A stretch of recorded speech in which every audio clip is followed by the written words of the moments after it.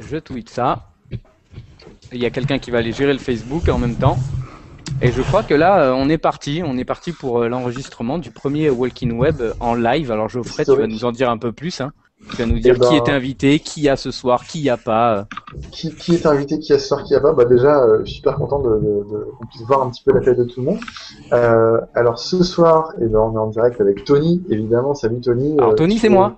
Oui, Tony, avec ton fond vert et tes jeux vidéo. C'est ça, moi je suis en fond vert en mode film, tu sais qu'on va pouvoir détourer par la suite. Tout à fait, on va pouvoir jouer avec toi. On est aussi avec Jean-Philippe. Salut Jean-Philippe. Salut les amis. Comment ça va? Tu manges? Ça va très très bien, j'ai une petite boîte de Smarties, donc je suis paré. T'es le roi du monde là. On a Jérémy aussi. Salut Jérémy. Hello. Il paraît que tu as un micro assez gigantesque. d'1m60, ouais. Ouais, il est un petit peu grand, ouais. Et puis... Vas-y. Et... Alors attends. Oh là là, j'ai la vidéo. Ok, la vidéo fonctionne. Et puis on est aussi en compagnie de Michael. Salut Michael, en exclu, en invité. Ouais, salut les amis. Et qui est super corporate, hein, Mika. Hein, si tu peux nous montrer comme t'es corporate, regardez le petit logo sur le t-shirt en rouge. Wow. C'est pas un évangéliste pour rien. Ça c'est beau, hein. Ça c'est très beau. Ça commence par là. Tony et Jérémy, vous êtes corporate aussi tous les deux. Hein. Ouais, bah ouais, on peut voir. Vas-y, Jérémy, et sans le savoir, hein. Le Just Do It Game, ouais, ça c'est beau. Et moi j'ai le même ici. Voilà. Waouh. Ça c'est beau. Ah ouais, j'avoue. Donc déjà moi je suis super content de vous retrouver en vidéo. On tente le live pour la première fois, donc évidemment c'est un peu expérimental. Et puis Michael, pour te présenter rapidement à nos auditeurs qui ne te connaissent pas encore, tu es créatif évangéliste, c'est ça? Ouais, c'est ça. Donc c'est une mission chez Adobe en charge de faire la promotion du Creative Cloud. Et je travaille pour Adobe depuis plus de 6 ans maintenant. Et je couvre l'Europe, mais je vis à Paris. Voilà. Et on s'est retrouvés, et on va en parler dans cette émission. On s'est retrouvés pour Adobe Max à Los Angeles.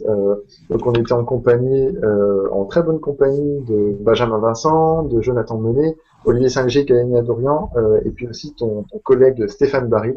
Donc on était tous embarqués à Los Angeles pour suivre ça, mais on en parlera un petit peu après. Cette semaine, Tony, tu me disais que Francis n'était pas là, il n'y avait pas de lecture de Francis. Ouais. Mais heureusement, on a une solution de repli. Ouais, il y a Aurélien aussi qui est pas là. Aurélien qui est en Thaïlande actuellement, donc là, je pense qu'on déteste tous à peu près à ce moment-là précis, parce que pendant que lui n'est pas sur le live, il est certainement sur une belle plage dans le sud de la Thaïlande. Et Francis, non, il n'a pas pu être là. C'est un peu comme d'habitude, un peu la galère. C'est pour ça aussi qu'on a mis du temps à faire ce nouveau Walking Web, c'est que chacun est un peu en vadrouille entre le taf, etc. Donc ouais, et c'est Jérém qui va se coller ce soir. Au livre, tu vas nous parler de quoi, Jérém? Je vais parler du tout nouveau bouquin qui est sorti par Behance, qui s'appelle Manage Your Day to Day, qui est écrit par Jocelyn Glay et qui est sur la productivité des créatifs. Et ça, je pense que c'est un sujet qui concerne beaucoup de monde. Donc voilà, moi j'ai mis dans la wishlist d'Amazon, j'attends Noël ou un peu avant, mais j'espère que tu me feras rêver.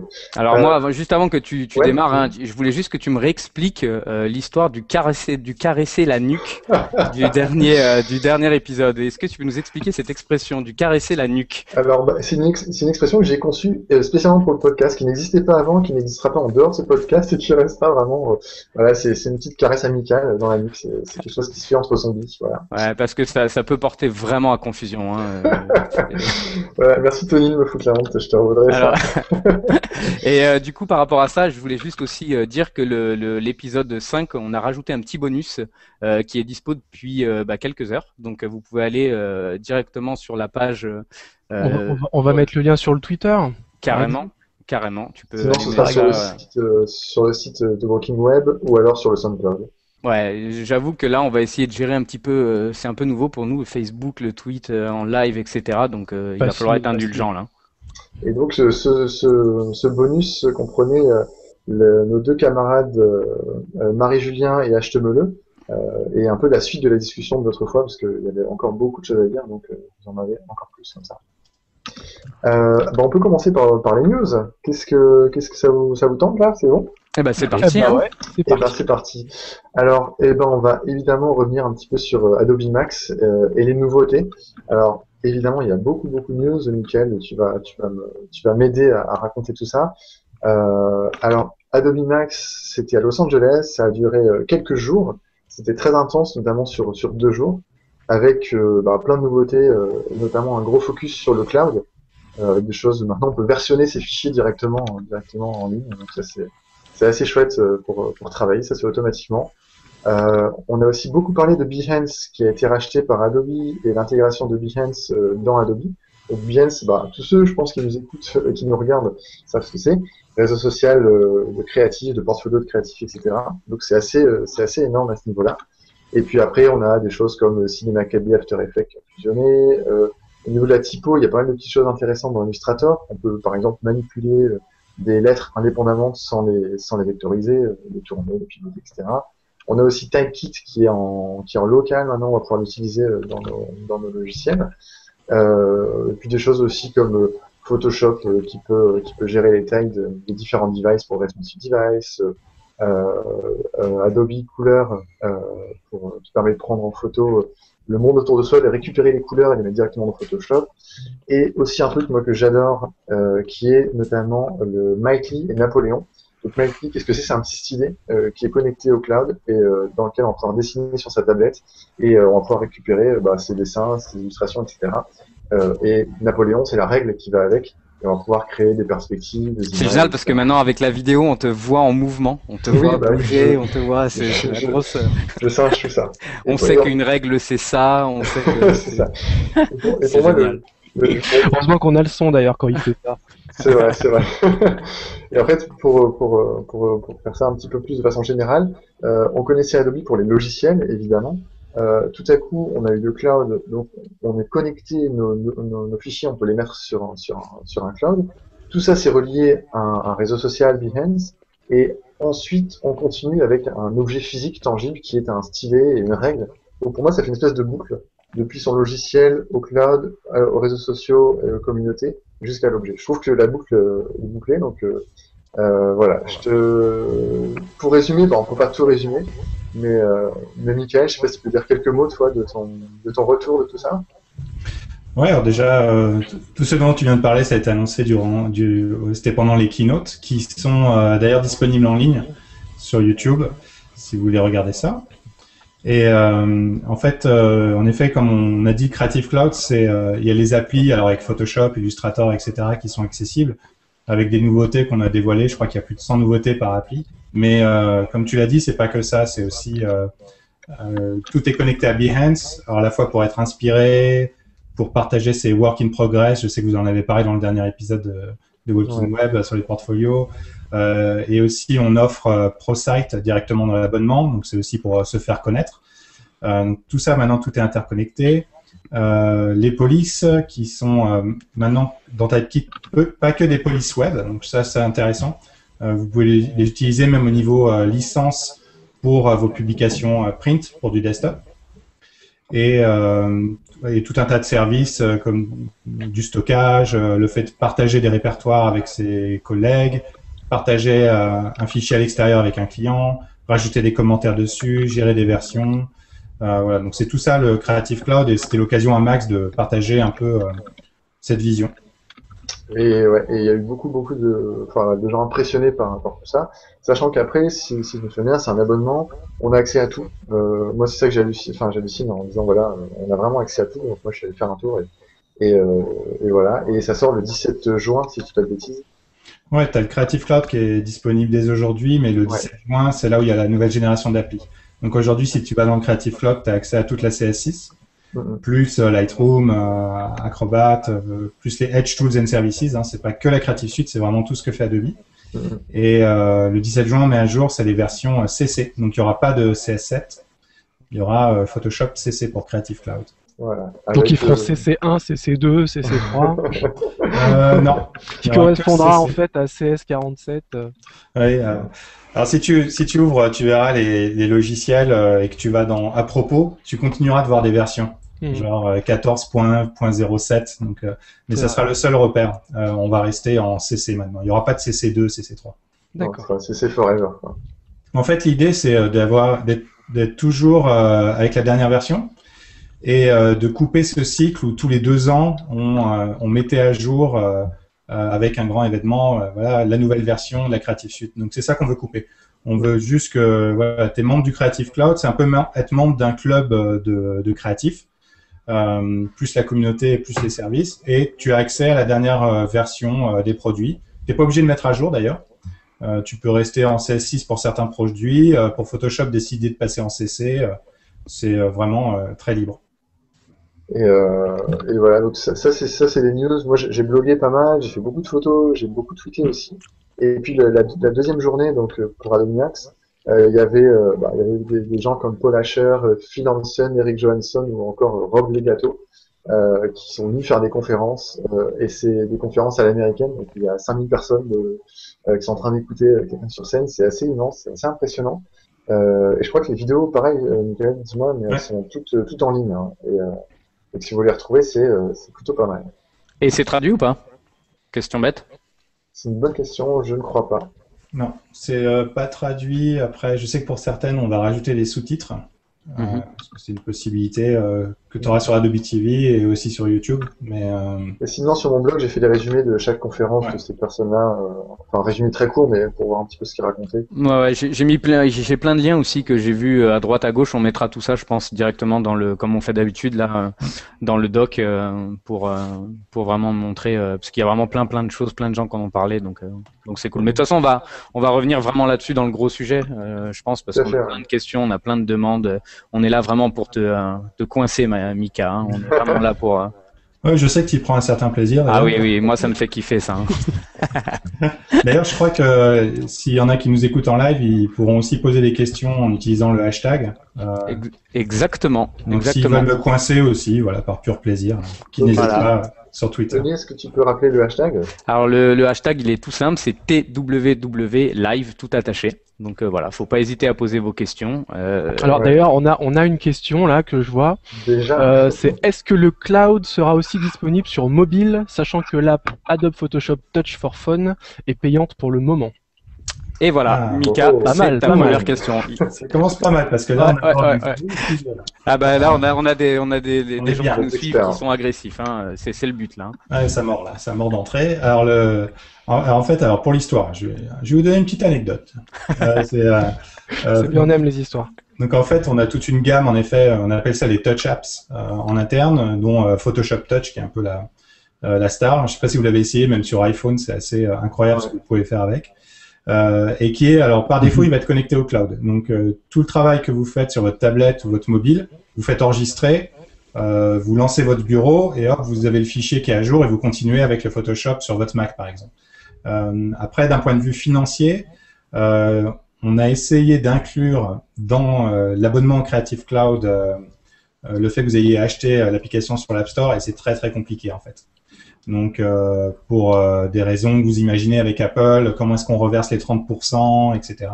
Donc, on a essayé de travailler avec Apple. C'était assez constructif, mais on n'a pas encore trouvé de solution. Donc, aujourd'hui, voilà, on demande aux abonnés d'acheter l'appli sur l'App Store s'ils la souhaitent et ça fait pas partie de l'abonnement. Mais par contre, automatiquement, toutes leurs créations seront synchronisées dans le cloud.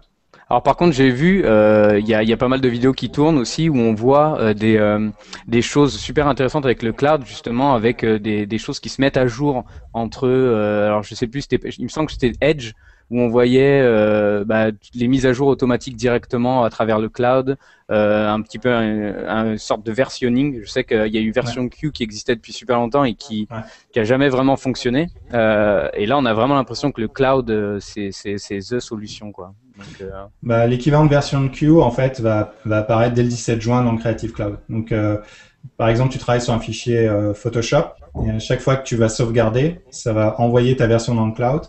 Et à tout moment, tu peux directement dans l'interface web du Creative Cloud visionner, avoir une preview de toutes tes versions et dire c'est celle-là, il faut que je revienne à celle-là, celle que j'avais enregistrée il y a 2 semaines. Et tu fais retrouver, tu vois, ou recover, et ça va te le remettre dans cette version d'il y a 2 semaines sur tous tes appareils. Parce que Creative Cloud, ça peut être sur 2 ordinateurs, mais même si tu travailles dessus sur ton iPad, hop, ça va ramener la version. Et est-ce que c'est quelque chose qu'on peut utiliser en collaboratif, par exemple? Ouais, donc en fait, on peut partager son espace cloud pour travailler avec d'autres personnes. Ouais, en fait, ton cloud, tu as des notions de répertoire. et tu peux partager tes répertoires. Et à ce moment-là, à la Dropbox quoi un peu. En fait. Ouais, c'est vraiment un Dropbox intégré dans ta Creative Suite, donc ça c'est quand même plutôt génial. Et après il y aura le Creative Cloud pour mesurer ton influence par rapport à sur l'aspect créatif, ouais. C'est la prochaine étape. On va en parler plus en détail de tout ça. Oui, parce que là, en fait, non, c'est le gros sujet direct, quoi. Ouais, on coupe d'impatience, t'as du gros sujet, quoi. On pense qu'à ça, là. Mais avant, je vais vous proposer de parler d'autre chose, avec notamment Flickr, parce que vous l'avez tous vu, Flickr a sorti une nouvelle version. Alors, il y a aussi, bon, forcément, le rachat de Tumblr, avec, en gros, Tony, tu nous disais Yahoo envoie du lourd, c'est ce que tu m'as dit. Ouais, bah en fait, je crois on peut tous remercier Marissa Meyer, qui est la boss, la patronne un petit peu de Yahoo, entre le rachat de Tumblr.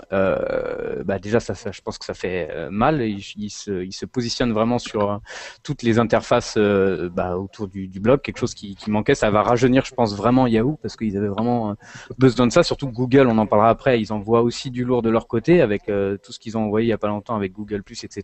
D'ailleurs, c'est vachement marrant le combat, je trouve, d'interface entre Google+ et avec tout le nouveau mur un petit peu de photos, etc. Et justement Flickr qui change complètement son interface pour aller à fond dans le même esprit. Donc il y a un super article, ça je vais le linker, de Monsieur Lam qui a un petit peu résumé pourquoi on pensait que Flickr allait mourir depuis très longtemps et pourquoi là il y a peut-être une renaissance super intéressante. Déjà il y a le 1 Tera. Ça c'est quand même énorme, hein. Ils donnent 1 Tera de possibilités pour poser ces photos, sachant qu'il y a en plus apparemment aucune limite en termes de définition. Là où Google, eux, ils sont illimités, je crois. Il n'y a pas justement de 1 Tera, 2 Tera. Je crois que c'est illimité. Par contre, ils limitent en définition sur les photos. Donc par exemple, il me semble que c'est pas loin des 2000 pixels de large et tu peux pas aller plus. Bon bah là, il y a apparemment sur Flickr, ils risquent en gros de retoucher un public pro.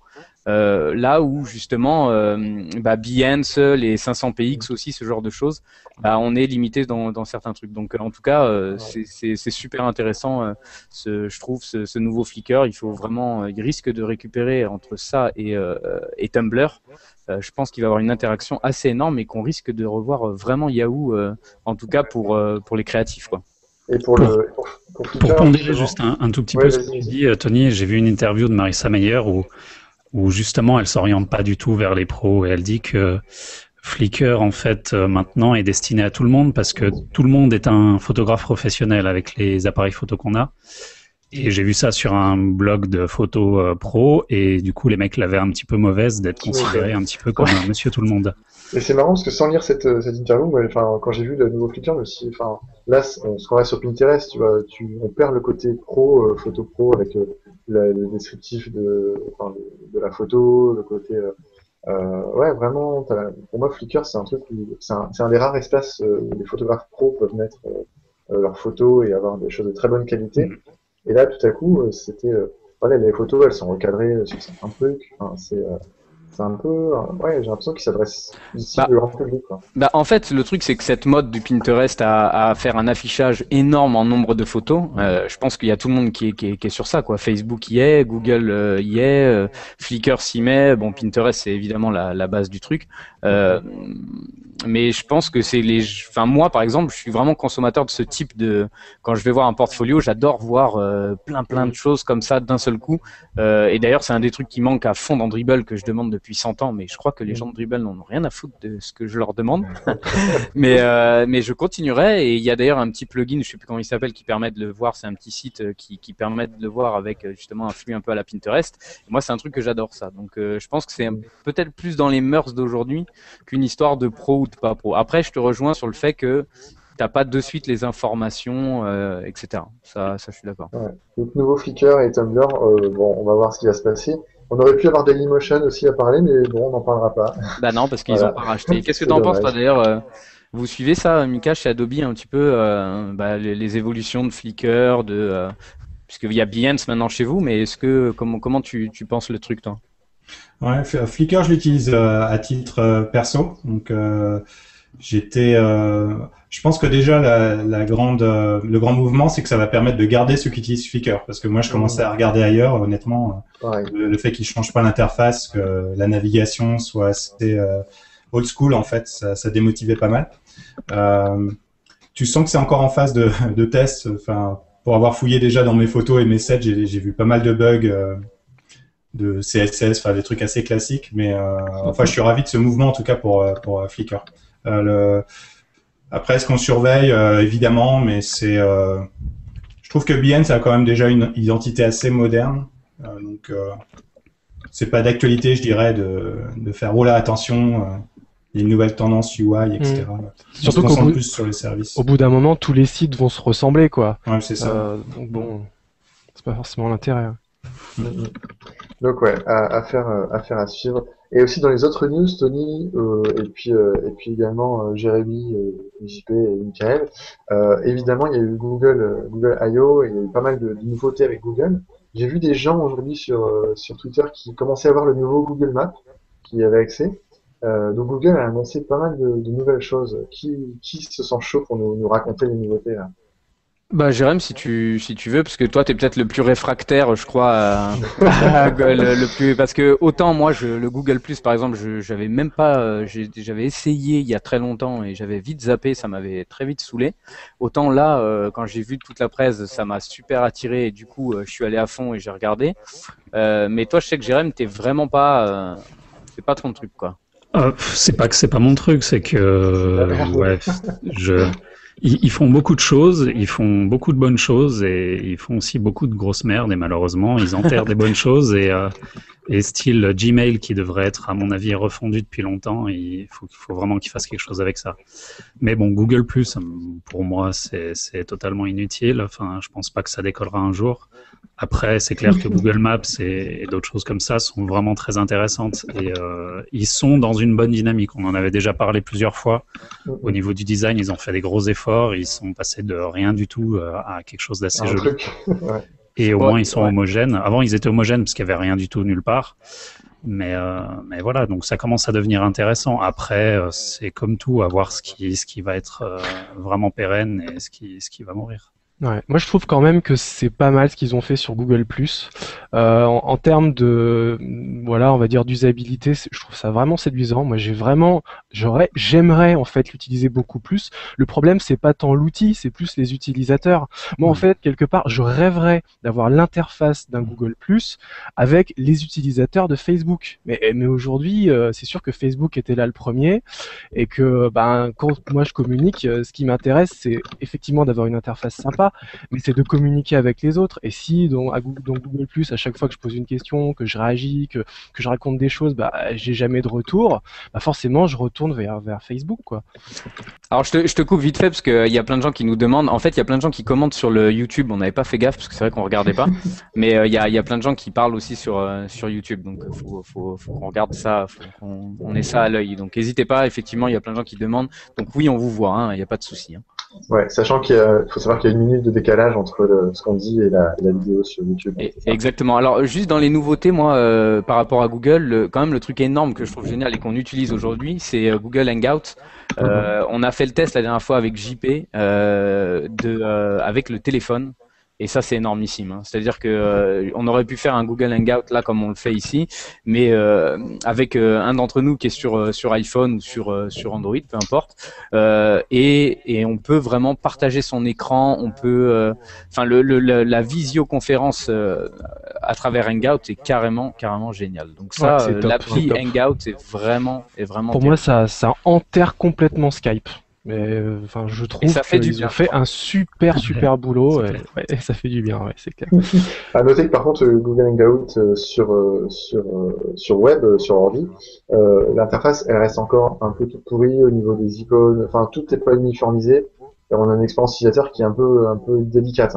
Je pense que vous avez tous constaté en installant les petits plugins, on a une boîte à outils, il y a plein de modules un peu partout. C'est un gros patchwork. Je pense que pareil, il faut qu'ils passent tout ça à la moulinette du design et de l'expérience utilisateur pour faire un truc qui soit simple. Comme Skype, c'est être très simple. Je pense que là, il y a encore beaucoup de choses à faire. Ouais, tu sens que c'est le début, mais en tout cas, ils ont vraiment fait des efforts. Ouais. Donc, le gros plus, c'est quand même le fait de pouvoir partager en live sur YouTube avec un nombre de viewers illimité. Ça, c'est assez unique.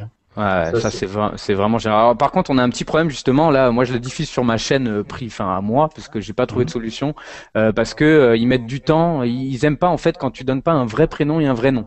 Donc, vu que The Walking Web n'est pas un prénom et un nom, Google ne veut pas nous la valider la page. Donc, bon, c'est pour ça que pour l'instant on diffuse là-dessus, mais je pense que ça sera réglé à terme. On continue les news, ça vous va? On a également Tony qui nous a dit les fameuses textures bien dispo en plugin Photoshop avec plugin.subtlepatterns.com. Ouais, bah oui, en fait, ça c'est le lien. Je pense que vous êtes nombreux à connaître ce petit lien. C'est une petite ressource sympa que j'ai vue aujourd'hui. Voilà, on mettra le lien aussi pour ceux qui connaissent pas. Et en fait, c'est bientôt disponible. Et ça, Mickaël, tu vas peut-être nous en parler plus tard. Il y a de plus en plus de petits plugins Photoshop qui se créent. Il y a notre ami Stéphane Baril qui ne peut pas être là aujourd'hui parce que lui aussi est en vacances. Ils sont pénibles ces gens à être en vacances là. Et lui on a créé un par exemple qui cartonne, qui est autour de la couleur, de la colorisation. Et là c'est pareil, il y aura un plugin exprès pour les textures donc de subpatterns là. Ou un truc comme ça. Ouais, Subtle Pattern, c'est un très bon site si vous ne connaissez pas. Il y a plein de textures pour vos maquettes web, etc. Et le site est très simple. On peut trier par couleur, on peut trier par type de pattern. Voilà. Et c'est de belles choses. Ouais. Et ça, ça arrive en petit plugin prochainement. Donc c'est un petit plugin Photoshop avec un simple clic, t'as ta pattern. Je trouve ça génial, quoi. Et Mika, ouais, tu t'en as vu plein toi aussi. Je sais qu'il y en a vraiment de plus en plus, quoi. Ouais, c'est un sujet. Alors c'est marrant parce qu'à Paris, donc il y a Stéphane Baril, il y a David Derath aussi, et on est assis côte à côte et on s'est pris de passion pour ce sujet il y a quelques mois. C'est comment tu développes des plugins pour Photoshop, Illustrator ou InDesign. Et il y a beaucoup de techniques. Et donc même Stéphane, qui est pas du tout développeur, il a développé, je crois, 8 plugins parce qu'il y a même des techniques où tu enregistres des actions et ça te génère le script. Et du coup, en regardant le code, il comprend comment l'industrialiser, mettre des variables. Et il y a des outils comme Configurator qui te permettent de faire la UI juste en glisser-déposer. Donc si j'appuie sur tel bouton, je déclenche telle action, etc. D'ailleurs, petite question, Configurator, il sera livré avec la cloud ou avec le cloud ou Ouais, il est toujours dispo et une des nouveautés qu'on a mis à jour dans le cloud, c'est que avant il fallait que tu ailles sur un site, tu sais, adobeexchange.com pour regarder les plugins, éventuellement les installer. Maintenant, c'est directement dans le logiciel. Donc, tu as un panneau dans Photoshop, Adobe Exchange, où tu cherches le sujet. Par exemple, Stéphane, il a fait un plugin pour corriger la déformation quand tu prends une vidéo avec une GoPro. Ouais. Et en un clic, ça te corrige tout et ça te remet toutes tes lignes verticales droites. Et donc ça, tu serais dans Photoshop, tu tapes GoPro, installer le plugin, et hop, ça y est, tu l'as à dispo. Et d'ailleurs, ça devient un vrai business, de vendre ces petits plugins. Justement, on en parlera aussi tout à l'heure, les nouveautés de Photoshop CC qui proposent enfin de pouvoir exporter du CSS. Donc ça, il y avait justement un plugin qui se vendait, qui s'appelait, vous allez peut-être me dire, les amis, du CSS3, quelque chose là. CSS3 Hat, non?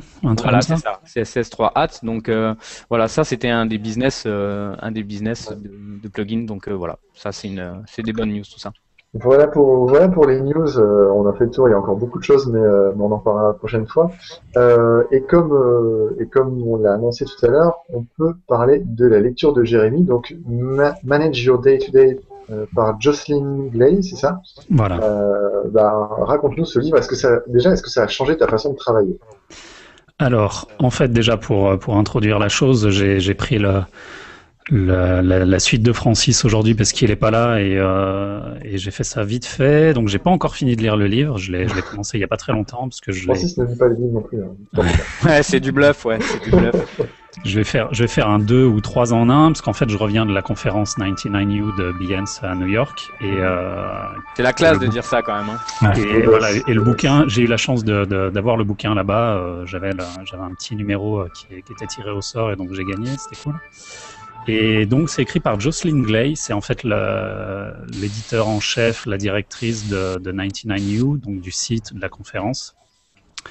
Et donc c'est une conférence, un petit rappel, une conférence autour de la productivité des créatifs, c'est-à-dire aider les gens à faire que leurs idées parviennent à l'exécution. Le pitch, en fait, pourquoi 99, ça vient de Thomas Edison qui disait la créativité, c'est 1% d'inspiration pour 99% de transpiration. Et donc là, c'est justement au sujet de cette transpiration. C'est-à-dire comment travailler, comment bien travailler, comment être productif, comment arriver à produire des choses et des idées. Et donc ce petit bouquin que j'ai juste là, en fait, voilà, on est en vidéo, donc je peux le montrer. Ça, c'est génial, ça. Voilà. Attention, voilà. Un joli petit bouquin, c'est édité par Amazon. Je savais pas qu'ils éditaient directement des bouquins, donc voilà, c'est peut-être une première. C'est le premier d'une série de 3, peut-être plus, bouquins de 99. Et donc c'est pas vraiment écrit par Jocelyne, c'est plutôt un peu édité par elle, mais en fait c'est écrit par plein de gens. C'est plein de petites comment dire, conseils en fait, des case studies de leur vie à eux, de leur bonne façon de faire, comment travailler, comment être inspiré et comment gérer justement cette productivité, cette inspiration. Je vous résume vite fait quelques auteurs. Donc il y a Stefan Sagmeister, je pense que tout le monde doit connaître, le grand graphiste allemand qui vit à New York. Cal Newport, il y a Scott Belsky bien sûr, le boss de Behance. Aaron Dignan, il y a James Victoré qui est juste énorme ce mec. Mark McGuinness, il y a Seth Godin, le gourou du marketing. Voilà, il y a une quinzaine ou une vingtaine d'auteurs.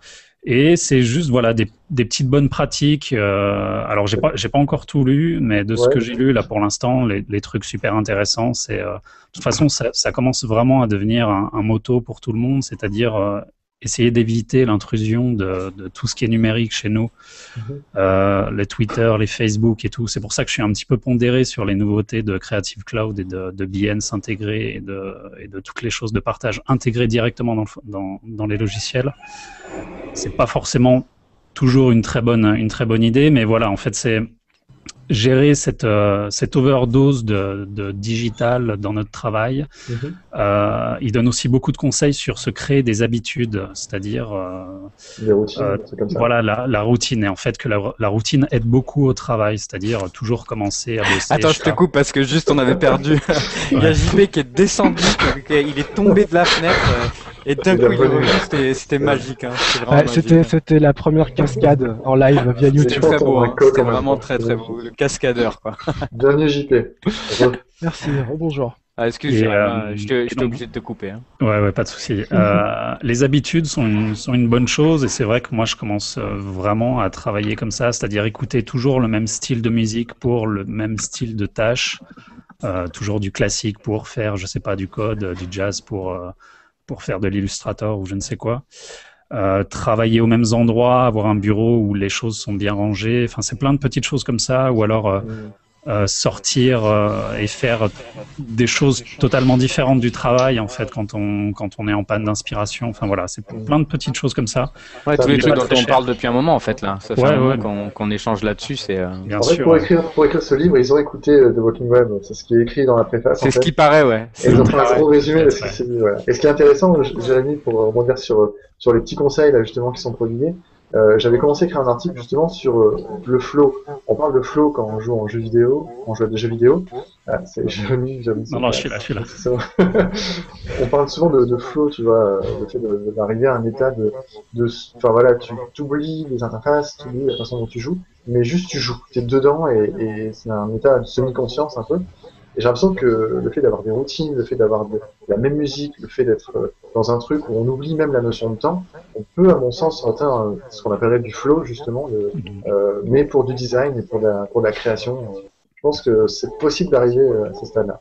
Ouais, c'est tout à fait possible, et je pense que ça peut aider, comme j'en avais parlé, je sais plus dans quel numéro, la technique Pomodoro, justement, de se donner vraiment des timings précis et de rentrer dans une habitude de travail dans des timings. Tu as fait des adeptes d'ailleurs là-dessus. Hein. Il y a pas mal de gens qui se sont mis à essayer. C'est marrant. Hein. On a eu pas mal de retours là-dessus. Hein. C'est tout simple et ça aide vraiment beaucoup. Et Gretchen Rubin, donc qui est un des auteurs du bouquin, raconte que voilà, elle écrit, donc c'est son métier, et elle écrit tous les jours, vraiment tous les jours. Et même si c'est pour écrire que quelques lignes, même si c'est pour écrire un article de blog ou alors une partie de son bouquin ou des lettres, elle écrit vraiment pour toujours avoir une rigueur là-dessus.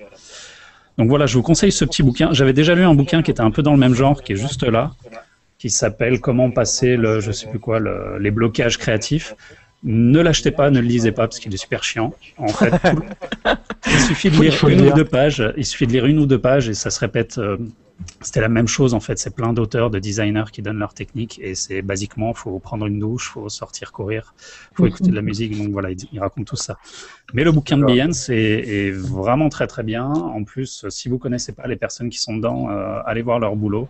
Notamment James Victoré, que je conseille vraiment à tout le monde, qui est un tueur, qui est un illustrateur et qui est qui nous mettra les liens. Ouais, je vous mettrai. On a une question sur Twitter de Jérémy Acquisto qui demande par rapport aux conseils dans ce livre, est-ce que tu as retrouvé certains conseils de la méthode GTD, Getting Things Done? Je sais pas si tu as lu ce bouquin-là. Ouais, bien sûr.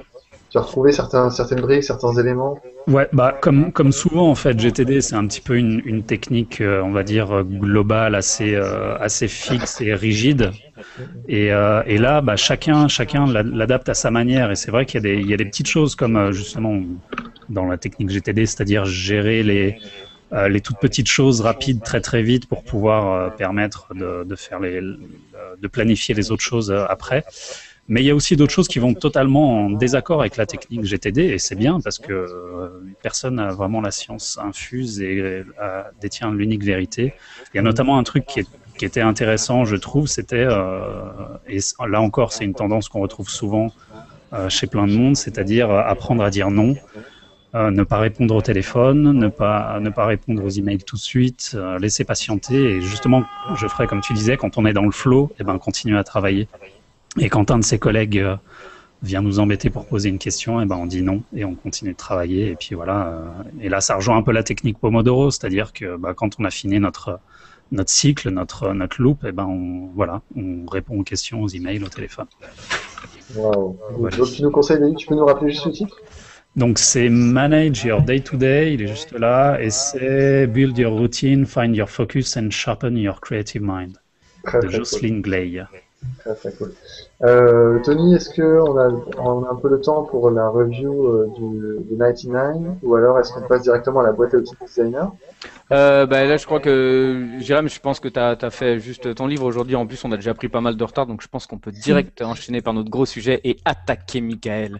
Le gros sujet, ça y est. Alors, il y a pas mal de réactions déjà sur Twitter, hein. Je sais pas si vous voyez un petit peu.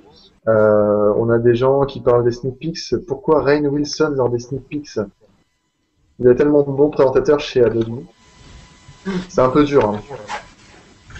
Ah, c'est l'ami Spectre qui pose cette question. Ouais. Ouais, c'est bien de reciter. Alors, Spectre qui était dans la salle. Ah, d'accord. Okay. Oui. En fait, c'est à chaque fois les sneak peeks, c'est un moment où les ingénieurs dévoilent des fonctionnalités sur lesquelles ils travaillent dans les labs, donc des trucs assez innovants qui se retrouvent ou pas dans les produits dans le futur. C'est impressionnant d'ailleurs, il y a plein de trucs. Ouais, c'est à chaque fois. Je ne sais pas que ça puisse être possible. Du très haut niveau. D'ailleurs, il y en a 3 qui sont disponibles sur Adobe TV, dont celui auquel tu dois penser, qui est le changement de perspective locale sur une image dans Photoshop. Qui était bluffant. Et l'autre, c'était Sylvain Paris qui il prend une photo d'un village italien et il cherche sur Google Images ou Flickr d'autres photos de ce village, mais à différentes périodes de la journée, sous différents angles. Et ça analyse toutes les photos et ça réapplique l'ambiance nocturne, par exemple, sur ta photo. Enfin, c'est complètement fou. Mais c'est présenté par des ingénieurs, donc pas forcément des speakers habitués, enfin personne ne l'est, hein, mais à se retrouver sur scène devant 5000 personnes. Donc c'est pour ça qu'on fait appel à une célébrité qui est là en gros juste pour vanner et un peu détendre l'atmosphère. Pour détendre l'atmosphère, c'est sûr. Sinon c'est très dur. Tu vois, 12 ingénieurs qui passent et qui présentent, ça peut être super froid. Ouais, et il y avait des trucs c'est vrai qu'il y avait des trucs très techniques qui étaient vraiment orientés métier. Et pour les pros, justement, parce que dans la salle, il y avait beaucoup de pros, etc. Ça a permis d'apprendre des choses d'une part, de faire rêver aussi d'autre part, parce qu'on a encore repoussé les limites. Et à côté, évidemment, les vannes à droite à gauche, comme tu dis, pour souffler, ça fait pas de mal. Et puis on avait eu Mark Hamill, je crois, celui qui faisait Luke Skywalker dans Star Wars. On avait eu aussi celui qui faisait Hooker, tu sais, Captain Kirk là. Ouais. Et c'est marrant parce que c'est des mecs qui sont pas du tout dans la technique, si tu veux, mais c'est des showman, quoi. Donc ils arrivent à vanner, à rendre le truc à ce que ça se passe bien. Et c'est vrai que c'est 1h30 qui passe très vite. Hein. Très vite. Et justement, pour parler par rapport au gros sujet, la question c'est quel outil aujourd'hui pour faire du design de site internet. Alors parce que en effet, on a vu comment ça s'appelle, Reflow, Edge Reflow, qui est un outil qui permet de faire, à mon sens, plutôt du prototypage, de récupérer le CSS, de penser même le design de son site en responsive dès le départ. Donc, on squeeze les maquettes Photoshop, à mon sens. Et j'ai lu un article aujourd'hui de notre ami Htemeleux qui parlait de l'après-Photoshop, en disant voilà, la méthode traditionnelle veut qu'on fasse des sites web avec un Photoshop, on fait ça avec un petit calque, etc. C'est figé, etc. Après on l'exporte. Aujourd'hui, il y a des façons nouvelles de le faire. Je sais pas si tout le monde a vu ce que c'était Edge Reflow ou pas. Ouais. Donc tu peux nous rappeler, Michael, pour tout le monde un petit peu Edge Reflow ce que c'était. Ouais, Reflow déjà, alors c'est un outil pour les designers qui n'ont pas de compétences ou de savoir-faire forcément pour faire du responsive design. Donc des designers, j'en ai rencontré pas mal en agence, qui travaillent sur des sites de responsive design, mais qui sont purement dans Photoshop, et qui en gros aujourd'hui envoient 3 états, tu vois, 3 PSD à un développeur qui lui est plus à l'aise avec les CSS, qui va rajouter les media queries, etc. Bah, je crois que tout le monde fait ça même. Enfin, voilà, tous les designers qui sont que designers, ils ont pour l'instant effectivement, il n'y avait pas trop d'autres solutions, quoi. Ouais, il n'y avait pas trop d'alternatives. Donc l'objectif de Reflow, ça reste un outil de design, donc où tu glisses tes éléments, mais à chaque fois que tu vas changer une propriété, ça sera une propriété en fait CSS, même si le designer est pas au courant. Et par défaut, on va mettre des comportements et des patterns en fait qui sont propres au responsive design. Donc ton interface va être fluide, tu vois, élastique, tout va être en coordonnées relatives par exemple, avec du floating, etc. Et tu vas pouvoir donc redimensionner ta composition. Et puis dès que tu vois que la mise en page n'est plus bonne, hop, tu fais rajouter un point d'arrêt, un breakpoint, tu changes tes comportements et en fait en fond ça crée la media query avec la nouvelle disposition. Et une fois que donc tu peux exporter quand même en prototype une page web sur Chrome, voilà, que tu peux partager avec un client pour qu'il valide, etc. Mais enfin moi ce que j'aime dans Reflow, c'est que ça permet à un designer, alors non seulement de prototyper les expériences responsives, mais aussi de faire du styling, donc du design pur, faire un dégradé, une ombre portée, changer une bordure arrondie, mais que sur un angle, etc.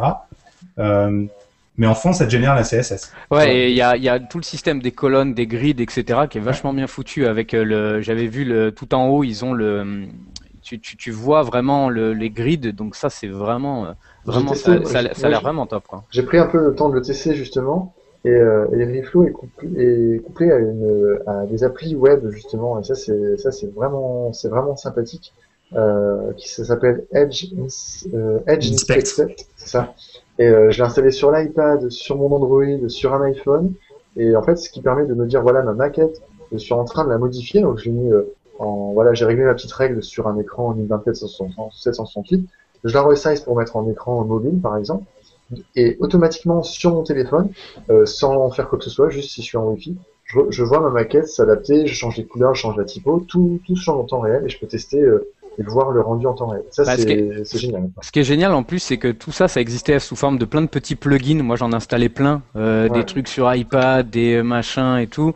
C'était cool, mais c'est vrai que c'est un peu le bordel, quoi. Là, ce qui est génial, en tout cas, ça a l'air, je l'ai pas testé encore, mais tout a l'air d'être inclus dans cette nouvelle version, donc ça défonce. Donc justement, enfin voilà, par rapport au site web aujourd'hui, je pense que l'ère de la maquette Photoshop, alors, je sais pas si elle est révolue, la maquette traditionnelle, on va dire Photoshop, je sais pas si elle est révolue ou pas, mais en tous les cas, je vois beaucoup de gens maintenant qui créent des wireframes déjà sur iPad, de créer des choses avec des écrans tactiles, parce qu'on a une autre approche aussi, et puis aussi le fait d'avoir des rendus, comme avec Edge Reflow, des rendus hyper rapides, hyper simples, avec des blocs, avec de la typo, et puis des couleurs, enfin, on peut mettre des photos, etc. Donc je pense que voilà, je sais pas vous comment vous bossez, mais j'ai l'impression que voilà, même avec des frameworks, je sais pas si on a encore besoin de passer par cette étape de maquette Photoshop. Jérém, qu'est-ce que... Ouais, toi tu bosses là-dessus. Bah, tu faisais du Flash moi... tout à l'heure, Jérémy, non? Ouais, je faisais du Flash malheureusement, alors qu'il faut plus. Mais je me suis bien tiré les cheveux. D'ailleurs, j'espère. Regarde, on voit le sourire jaune. On voit le sourire jaune J'espère qu'il disparaîtra de la CC un de ces quatre parce que c'est quand même une horreur ce logiciel. Mais non, il y a des jeux, Mika il va nous en parler, mais il y a tous les jeux, il les applis, tout ça. Et ta Flash CC, il est réécrit en 64 bits de 0, ultra performant et tout. Alors j'espère que l'ergonomie et tout ça et les bugs sont réécrits aussi. Mais bon, bref. Mais sinon, pour Photoshop, moi, c'est clair que c'est plus un outil de web design pour ce qu'on doit faire à l'heure actuelle. C'est vraiment ça trop n'a jamais statique. été, hein. Bah si, ça pouvait l'être parce que voilà, on était bloqué sur du 960 pixels, tu faisais quelques dossiers, des compositions de calque et voilà, tu pouvais t'exporter tes JPEG et bim. Mais là, c'est vraiment trop statique. Mais le problème, c'est que Reflow, c'est pas une solution non plus. Il est encore trop jeune, il y a trop de choses qui manquent, le code est trop crade. Et tu l'as testé ou pas? Bien sûr, ouais, j'ai bossé c'est avec. pas censé te générer du code, hein. C'est pas Bien pour sûr. faire une page que tu mets en production, hein. Ouais, bien sûr, Ça mais ne génère que la CSS. du coup, c'est plus un outil de prototypage, et en outil de prototypage, il y en a qui sont beaucoup mieux. Mais pour les designers, des visual designers, c'est clair que c'est la meilleure chose. Mais dès l'instant où les outils de prototypage un petit peu plus pro arriveront à faire du responsive, je pense que faudra... Je me permets de te couper, enfin moi je suis pile dans la définition que tu viens de donner, c'est-à-dire je ne touche pas une ligne de code, je vomis le code, je le vomis, donc je travaille avec des développeurs, je connais les contraintes et à chaque fois j'ai juste besoin, moi, on en parlait la dernière fois avec Julien et j'étais d'accord avec lui, sur le fait qu'on a toujours le problème de l'intégrateur, pas tout le temps, hein, on va pas se faire des amis là, mais c'est souvent que l'intégrateur prend pas en conscience que par exemple quand je fais un interlignage comme ça, bah, je le veux comme ça. C'est pas et du coup de pouvoir enfin donner des CSS simplement depuis Photoshop. Moi, c'est juste ça que j'ai besoin parce que le développeur après, je m'entends super bien avec lui ou l'intégrateur et du coup ça se passe bien entre nous, quoi. Il y a une bonne relation. Donc moi, j'ai pas besoin. J'aime bien justement l'idée de Edge qui me permet simplement de faire ma maquette un peu plus poussée. Il y avait, c'était quoi aussi? Il y avait un petit, c'était Flash Builder, non? Il y avait un truc, Flash Catalyst. Flash Catalyst, ouais, qui était un peu dans cette idée. Et là, quand j'ai vu Edge, franchement, ça m'a vraiment plu. Et puis, il y a un autre truc dont on va parler après, c'est la fin de Fireworks.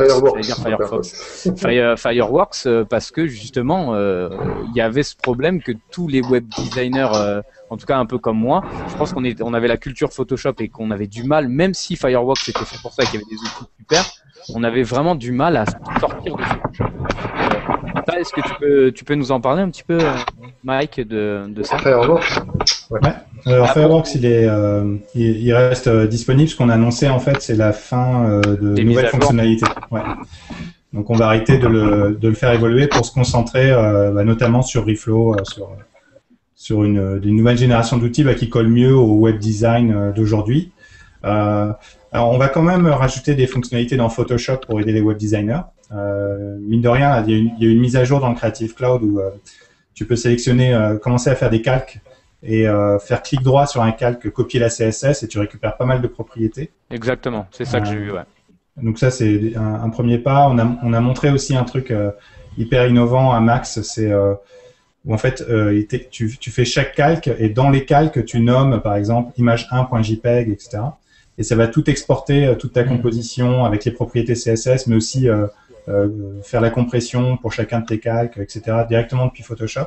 Et tout ça c'est fait en fait grâce à ces plugins dont on parlait tout à l'heure, au fait que tu puisses maintenant de plus en plus facilement étendre les capacités de Photoshop. Donc, mais le web design, c'est un gros sujet. Ouais, mais moi, j'ai une question aussi par rapport aux nouvelles fonctionnalités à venir. C'est que souvent, quand on fait un site internet, on a une multitude de pages. Donc, actuellement, basiquement, aujourd'hui, on peut faire par exemple plusieurs PSD. Mais en tout cas, la question, c'est qu'on a des éléments qui sont récurrents, qui vont revenir sur toutes ces pages. Et si on a une correction à faire, aujourd'hui, il n'y a pas vraiment de méthode simple pour, je dirais, modifier une fois cet élément et que ça se mette à jour automatiquement sur toutes les pages. Et ça, c'est quelque chose apparemment qui était possible avec Fireworks, et du coup il était quand même très adapté aussi pour le design web, mais bon, ça a pas pris parce que voilà, les gens l'utilisent pas assez. Mais ça, c'est quand même quelque chose aussi, je trouve, qui manque énormément dans les logiciels qu'on utilise en tout cas. Et quand on fait alors Mike, pourquoi vous faites pas ça? Un peu le principe design, mais c'est ta faute, appliqué, Mike. C'est moi qui bloque. C'est moi qui bloque. C'est toi qui bloque la c'est ça. Ok. Alors le concept de multipage. Alors Edge Reflow, alors pour situer, on est en preview 2, donc on n'est même pas en 1.0. Et sans rien dévoiler, comme tu l'as noté, le concept de multipage est, on va dire, très demandé. Voilà. Sans rien dévoiler, mais ça je va dévoile J'y quand même. réfléchissais, quoi. Ouais, parce que pour répondre à ce que tu disais, Tony, le problème avec Edge, c'est que là, tu produis une page, mais après, si tu veux faire un vrai prototype interactif, il va falloir toucher le code pour les lier toutes les unes avec les autres. Bien sûr, c'est dynamique. Ouais, voilà. Donc moi, c'est pour ça que j'ai arrêté de l'utiliser. C'est qu'au final, s'il fallait mettre les doigts dans le code, je préférais faire du code de A à Z. Oui, mais parce que tu sais faire du code. Voilà. Ouais, C'est ça le truc. mais même c'est un designer, c'est que pour l'instant, Reflow, il peut pas l'utiliser pour faire un réel prototype complet. Non, mais imagine-moi quand au lieu de me faire mes 3 maquettes différentes sur Photoshop, bah je peux montrer rapidement. Non, mais c'est clair. Le développeur peut page, comprendre rapidement. Alors, vers mais j'ai quoi je l'impression veux que aller, Reflow, ça sert justement c'est plus efficace par rapport au responsive que par rapport au multipage. En fait. Ouais. Ouais. Ouais, bien sûr. D'ailleurs, Vous avez peut-être je voulais juste vous donner par rapport à un petit outil qui s'appelle framerjs.com et c'est un outil qui est assez intéressant qui se plug sur Photoshop et ça convertit un fichier PSD d'une appli mobile. Il exporte, on fait des petits dossiers, etc. Et il exporte ça après avec une maquette interactive en HTML. Donc, on peut recréer. Imaginons, on a Facebook. On a nos 3 colonnes. Mouvement de main de. On a notre première colonne de Facebook classique et puis on a nos petits panneaux à gauche et à droite. Et ça, on répartit ça sur des calques Photoshop. Et avec Framer.js, sans besoin de faire quoi que ce soit en termes de ligne de code, on peut faire un prototype en HTML très très simple, très très rapide pour montrer à un client. J'ai découvert ça il y a quelques jours et je trouvais ça vraiment génial et c'est très facile à utiliser. Donc si pareil là pour prototyper c'est vraiment pas mal. Juste le petit truc pour Framer, c'est cool pour faire juste une page HTML à la bonne taille, mais toutes les interactions qu'ils montrent dans leur vidéo, il faut coder du JavaScript. Et donc ça c'est juste le petit truc chiant, c'est que c'est un super teasing, mais après pour faire ce qu'il y a dans la vidéo, il faut être développeur. Et leur outil étant jeune, je leur laisse le. Ouais, bien sûr. J'espère, voilà. Et puis de toute façon, Mike, il nous a annoncé la V2, donc c'est bon. Exactement. On a aussi une petite exclue, ça. Michael, Adobe US qui nous écoute, ils vont être contents. Ton téléphone sonne, Michael, attention. Ce soir, tu es viré. On a Mathieu Buet qui nous dit sur Twitter aussi, il te dit à toi, Michael, si tu ajoutes l'autocomplétion de Dreamweaver dans Edge, j'utilise plus que ça. C'est Mister Twikito. Ouais, qui dit ça. Il rêve d'avoir l'autocomplétion dans Edge. Alors là, il doit parler sûrement de Edge Animate où tu peux rajouter du JavaScript dans tes animations. Ouais, c'est ça. Edgecode. Edgecode, ouais. Ah bah il a pas mis à jour alors. Parce qu'il y a déjà. Il faut mettre à jour. À jour. Alors Edgecode, la petite particularité avec Edgecode, c'est qu'en fait c'est la version, on va dire brandée Adobe de Brackets, qui est aussi un projet Adobe mais open source. Et ça, je sais que c'est déjà dans Brackets. D'accord. Donc peut-être que Edgecode n'a pas récupéré les dernières extensions pour l'autocomplétion dont il parle, mais je sais que dans les dernières builds de Brackets, il y a tout ça. J'ai une petite question, Mickaël. Est-ce qu'il n'y a pas quand même beaucoup de collisions entre les produits Adobe? Parce que pour faire du web, il y a Dreamweaver, il y a Muse, il y a Edgecode, il y a Brackets. Alors là, vous arrêtez de vous arrêtez de développer Fireworks parce que justement il y a Photoshop et Reflow et tout ça, mais du coup vous créez d'autres choses et on ne sait plus trop vers quoi s'orienter. C'est parce qu'en fait les métiers évoluent. C'est-à-dire que Dreamweaver, quand il a été créé il y a 15 ans, quelqu'un qui produisait une page web, il avait certaines attentes. Et aujourd'hui, les utilisateurs Dreamweaver, on les appelle les web producers. Donc c'est des gens qui produisent des pages, mais tu prends un développeur web, tu vois, jeune, en agence aujourd'hui, il n'utilise pas Dreamweaver. Il va utiliser Sublime, il va utiliser en fait souvent une dizaine d'outils connectés. Et les Edge Tools and Services, en fait, on a décidé de changer toute la philosophie, c'est-à-dire plutôt que de faire un outil qui fait tout comme Dreamweaver, on va sortir un outil par fonctionnalité. Donc pour du test sur mobile, Geoffrey parlait de Edge Inspect. Pour coder, on va avoir Edgecode. Pour faire de l'animation, c'est Edge Animate. Et pour prototyper, Edge Reflow. Enfin, tu vois, le fait qu'il y ait plein, moi j'apprécie le fait qu'il y ait plein de petits outils parce que voilà, depuis que j'ai un ordi, depuis que j'ai un PC, depuis que je suis gamin, j'ai plein de petits outils. À l'époque, j'avais des trucs qui allégeaient les PNG, j'avais des trucs qui compressaient, enfin, qui me servaient à faire 3 trucs pour un petit bout de vidéo. Et le fait que ce soit plein de petits outils et qui font les choses bien, je trouve ça pas si mal d'aller chercher au fond de mon ordinateur un truc pour faire une chose et que ce soit pas l'usine à gaz à chaque fois. C'est vrai que ça permet aussi de fragmenter un peu le boulot. Est-ce qu'il y a eu des news aussi au niveau de Muse? Parce qu'on a Pierre sur Twitter qui dit voilà, Muse fait un peu tout ça. Alors, Muse, Muse qui sert à faire du web aussi. Un bon exemple, parce que là encore, outre population, Muse, c'est pour les utilisateurs qui viennent du print, qui sont habitués à InDesign et qui souhaitent faire des sites statiques en HTML. Mais quand tu regardes l'interface de Muse, tu retrouves exactement les mêmes concepts que InDesign. C'est un langage, en fait, c'est quasiment pour moi, c'est un langage. Oui, parce que c'est vrai qu'un truc qu'on oublie aussi, c'est qu'il y a toute cette partie InDesign vers le digital publishing, qui est une énorme partie maintenant, et qui, l'air de rien, tu fais pratiquement de l'application, même si effectivement... Ouais, mais très contraignant encore, très contraignant. Oui, alors c'est toi t'as assisté à la petite formation, enfin la démo de Franck Petit, qu'on salue, voilà. Je suis sûr qu'il nous écoute pas, mais on le salue quand même.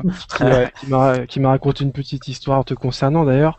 On en parlera pas. Peut-être dans bonus. Le off, oui, bah en fait, moi j'étais très intéressé par le digital publishing parce que venant du print à la base et ayant basculé aussi sur le web, ça m'intéressait parce que je maîtrise, j'utilise assez souvent InDesign et je me disais ben voilà, classe, enfin on va pouvoir faire du contenu numérique, pouvoir l'exporter sur tablette, etc. Mais je me suis rendu compte que ça reste encore très lourd, puisque moi, l'idéal, en fait, ce serait en gros de pouvoir exporter un fichier et de pouvoir le diffuser directement, compilé tel quel. Mais en fait, visiblement, il faut quand même passer à ce que j'ai compris par le cloud, d'Adobe. Bien sûr, si on veut après le diffuser sur, par exemple sur l'Apple Store, faut payer aussi l'abonnement, etc. Même chose pour l'Android. Et aujourd'hui, il n'y a pas vraiment de solution simple qui permette de s'extraire, on va dire, de ce marché-là, en fait. Parce que c'est tenu par les règles du marché d'Apple, etc., des App Store et compagnie. Alors en fait, là, aujourd'hui, c'est tenu par Apple, etc., mais c'est plus en fait à cause de limitations techniques aujourd'hui du navigateur et d'HTML5. C'est-à-dire qu'on pourrait avoir des expériences équivalentes de mise en page de tout ce que tu fais dans InDesign, le travail typographique, le fait de faire des flows de texte qui vont s'adapter à la taille de l'écran, le fait de faire des exclusions, tu sais, tu mets une forme et tu veux que le texte il suive la forme, etc.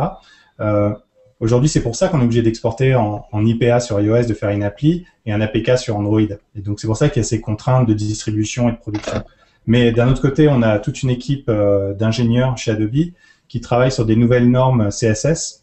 Donc, je t'invite à regarder CSS Région, CSS Exclusion, CSS Blend Mode, CSS Filters, pour étendre les capacités d'HTML5 et te permettre des mises en page évoluer. D'ailleurs, d'ailleurs, je te coupe là-dessus, puisque sur la page Edge, on voit justement, il y a plein d'écrits où vous racontez, Adobe explique justement un petit peu cette idée de standardiser, d'essayer de rentrer un petit peu dans ce truc-là, parce que c'est vrai que c'est quand même la grosse problématique du web, c'est qu'on n'est toujours pas standardisé. Et ça, on sent bien que c'est une volonté d'Adobe d'aller dans ce sens-là, quoi. Nous, on travaille que sur l'expérience visuelle. Hein. Donc tout ce qui est mise en page, gestion d'effets, tout ce qu'on voit à l'écran. Alors ce que vous pouvez regarder, peut-être on pourra mettre le lien. On a travaillé là, avec National Geographic sur une maquette de ce que serait une publication digitale en fait, une page web, mais qui utilise toutes ces techniques qu'on a développées en interne. Et tu vas retrouver des concepts que tu connais dans InDesign en fait au niveau mise en page. À savoir que Firefox Mozilla et Google font aussi beaucoup de lobbying par rapport au W3C pour essayer de faire passer plein de choses pour standardiser tout ça. Notamment quand j'ai bossé pour Firefox, il y avait aussi toute la typo et on a fait beaucoup de progrès de typographie pour le web, les interlignes, les interlects, les espaces insécables, quelque chose assez énorme. Et je suis très content de savoir que Adobe aussi met un petit peu le nez là-dedans, parce que c'est aussi comme ça que ça évolue. S'il y a des gros acteurs qui disent voilà, ce serait intéressant d'intégrer ça dans tous les navigateurs, après ça se fait, c'est bien standard. J'ai une très bonne question là sur Twitter dans Illustrator, on a le multipage grâce aux planches de travail. Pourquoi on n'a pas ça dans Photoshop, Michael? Pourquoi? C'est ta faute, ça encore. C'est toi qui bloque encore. C'est moi qui ai bloqué. Tu bloques le flux, ouais. C'est une bonne question.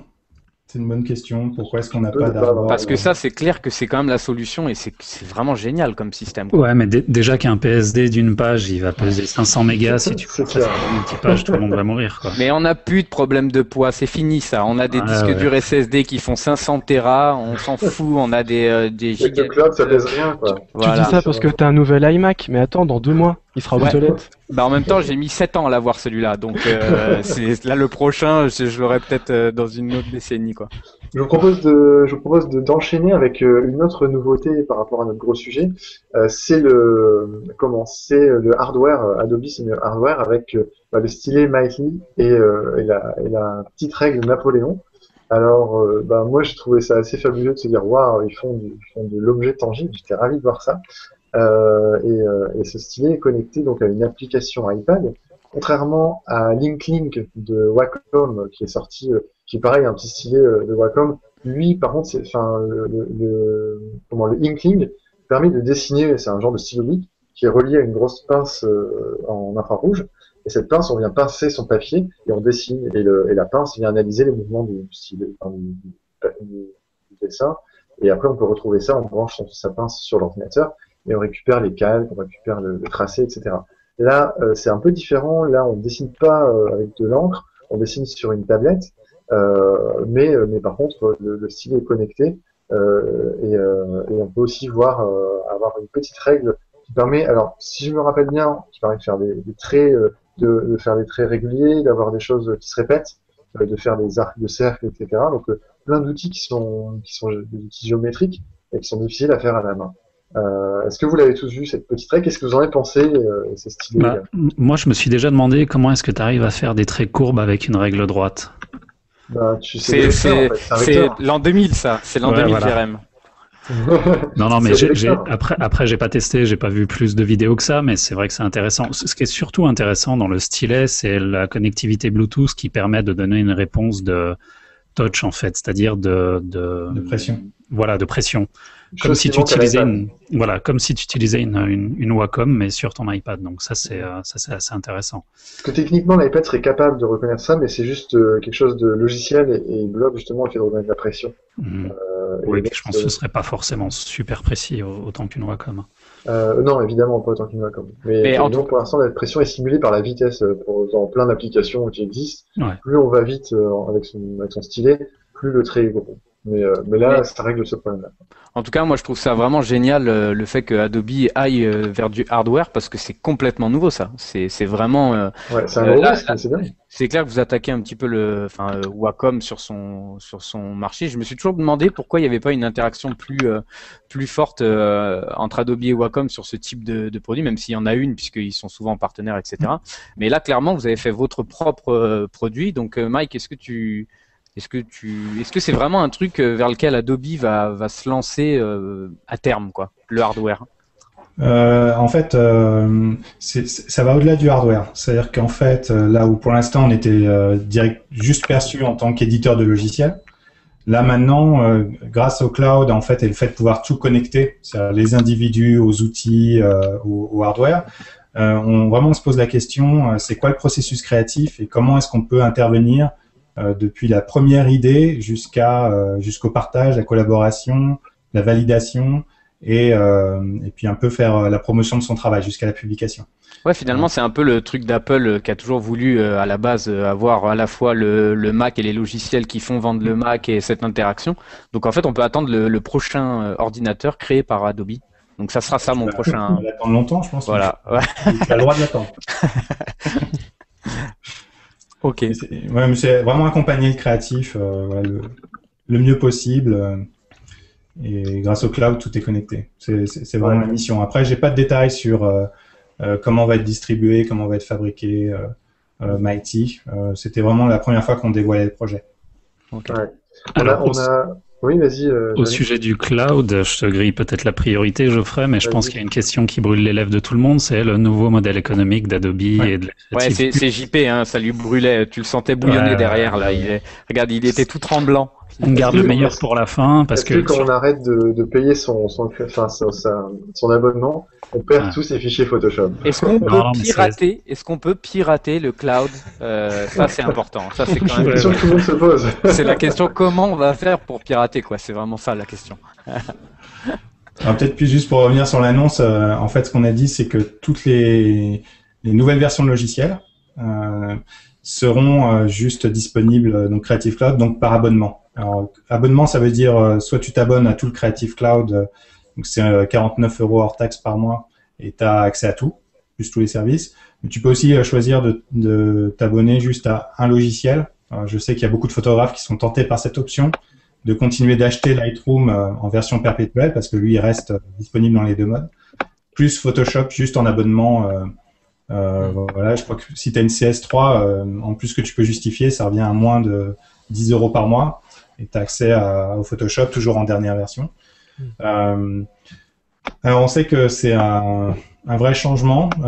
Si tu veux continuer d'obtenir une licence perpétuelle, la CS6 reste en vente. On s'est engagé aussi à supporter la prochaine version de Windows et de Mac. Mais clairement, voilà, la nouvelle direction, c'est de dire que les créatifs, maintenant, on les accompagne dans le cloud. Ouais. Moi, je trouve en fait que ça c'est très critiqué en fait sur les réseaux, Twitter, etc. Mais moi je trouve en fait que c'est vraiment bien. Il y a énormément d'avantages à cette solution-là.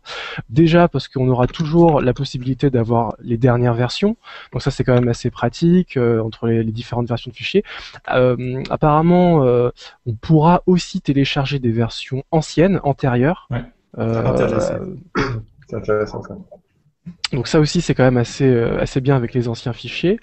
Et en fin de compte c'est vrai que l'abonnement ça peut sembler, on va dire que c'est moins lourd en termes d'investissement que de balancer directement plusieurs milliers d'euros. Donc ça je trouve ça bien. Moi il y a qu'un truc. Quelles sont les critiques alors? Excuse-moi. Mais... les critiques en fait c'est que finalement on est captif, on est prisonnier de ce système, on peut pas s'en sortir. Pourquoi? Parce que on va tous mourir.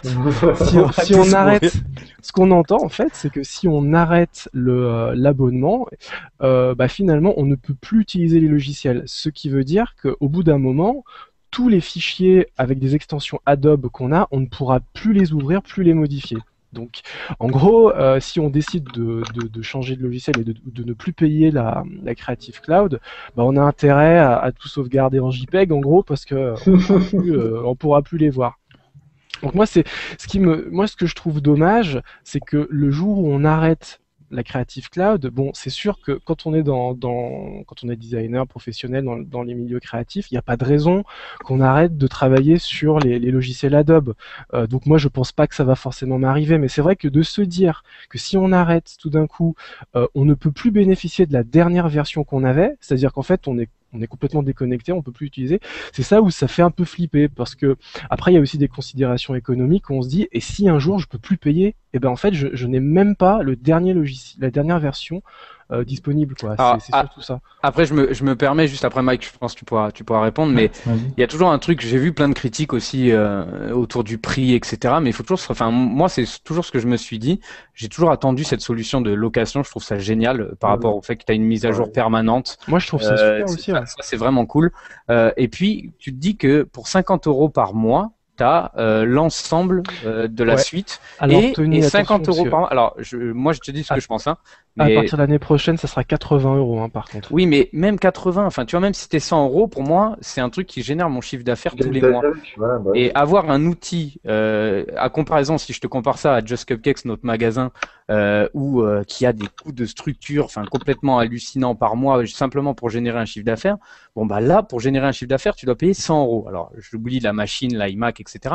Mais ce que je veux dire, c'est que je pense qu'on a quand même la chance en tant que dans nos métiers, d'avoir la possibilité de travailler sans trop d'investissement. Et perso, je trouve pas ça, en tout cas par rapport au prix, je dis pas par rapport à la problématique dont tu as parlé, c'est autre chose. Mais en tout cas par rapport au prix, pour ceux qui critiquent ça, perso, je trouve vraiment pas ça énorme de devoir payer 50 ou 80 € par mois pour avoir là-dessus, je crois que moi c'est pareil.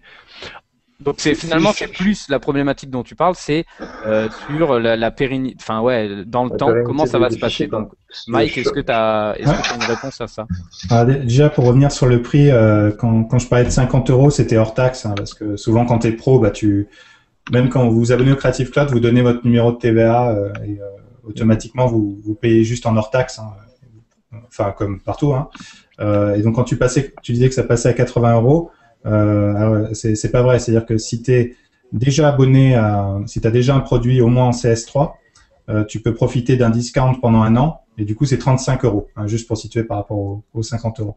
Quand tu disais 80 euros, ça doit être 50 euros plus la TVA. En TTC, fait. Ouais, 80 euros TTC. Parce que effectivement, en fait, par exemple, tous ceux qui sont indépendants dans la MDA, ils sont pas forcément assujettis à la TVA. Donc c'est peut-être pour ça. Donc si tu es assujetti, Alors ouais, tu payes ça hors c'est taxe. bizarre parce que moi, ce que j'avais entendu, c'est que les 50 euros d'aujourd'hui, finalement, c'est un peu l'offre de départ et qui va augmenter au bout d'un an. Alors, non. compris, Tu as des offres spéciales de discount si tu es déjà client Adobe, si tu as au moins une licence CS3. Mais non, on n'a pas annoncé qu'on allait augmenter de 30% l'année prochaine. Moi, le seul petit truc qui me gêne, mais je pense que c'est un choix bien volontaire d'Adobe, c'est que tu as soit un logiciel à 19 euros hors taxe, soit toute la suite à 49 euros hors taxe. Et moi, perso, Premiere, After Effects, Flash, encore pire, Dreamweaver et tout ça, j'en ai rien à faire. À Flash, tu mens puisque tu as travaillé cet après-midi, donc t'en as besoin. Non, mais ça, c'est pas ma suite, c'est pas mon Creative Cloud perso, c'est mon agence. C'était bénévole, ça devait être mais moi, en fait, j'aurais bien aimé retrouver le truc de la design premium où tu avais Illustrator, Photoshop, InDesign, point. Mais voilà, style à 39 euros ou ouais, c'est vrai que vous auriez pu faire un prix par entre guillemets section comme vous faisiez avant, tout en conservant le principe du cloud. Ouais, après je pense quand même que c'est un ticket d'entrée parce que il faut pas raisonner qu'en produit, hein. C'est-à-dire que en plus tu as le stockage avec tous les services de versionning, etc. Tu as l'accès à toutes les licences aussi Typekit. Si tu prends juste ça, c'est plusieurs milliers de dollars. Ouais, c'est ce que j'allais poser comme question, c'est vachement important ça. Tu peux les visionner dans Photoshop, les utiliser, etc. Mais est-ce que tu peux les installer donc sur ton site sans spécifiquement payer quelque chose supplémentaire? Oui, tu as le droit à un site, c'est la version portfolio de Typekit. Ok, donc tu as le droit à un site. Plusieurs sites. Ouais. Tu as le droit aussi à DPS, donc le fait de faire des publications sur iPad en single edition. Tu as automatiquement le compte ProSite sur Behance.